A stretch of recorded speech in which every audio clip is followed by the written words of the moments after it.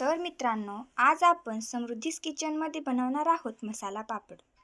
तर मित्रांनो, मसाला पापड करण्यासाठी आपण सर्वप्रथम एक भांडं घेऊया।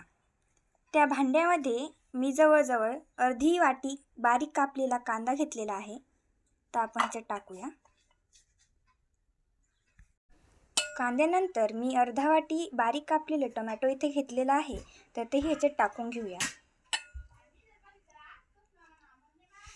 यानंतर मी अर्धा वाटी बारीक कापलेली काकडी घेतली आहे, ती आपण याच्यात टाकूया। यानंतर मी टाकलेला आहे चवीपुरतं मीठ। त्यानंतर मी टाकलेली आहे थोडी लाल मिर्च पावडर।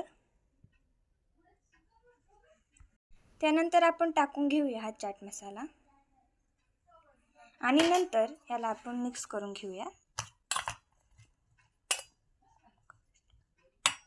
मी गॅसवर आधीच तेल तापायला ठेवलं होतं। आता मी याच्यात पापड तळून घेते।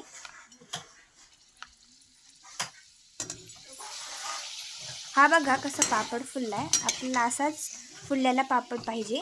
तुम्ही वाटलंच तर हा पापड भाजूही शकता, पण मी इथे तळून घेतलेला आहे, त्यामुळे हे मोठा पण होतो आणि जास्त क्रिस्पी पण वाटतो। असेच मी सर्व पापड तळून घेते। आता आपण जे पापड तळले होते ते मी घेतले। आता हे थोडं क्रश करूया, म्हणजे खाताना सोपं होईल। आता आपण जो मसाला तयार केला होता ना, तो आपण ह्याच्यावर टाकूया।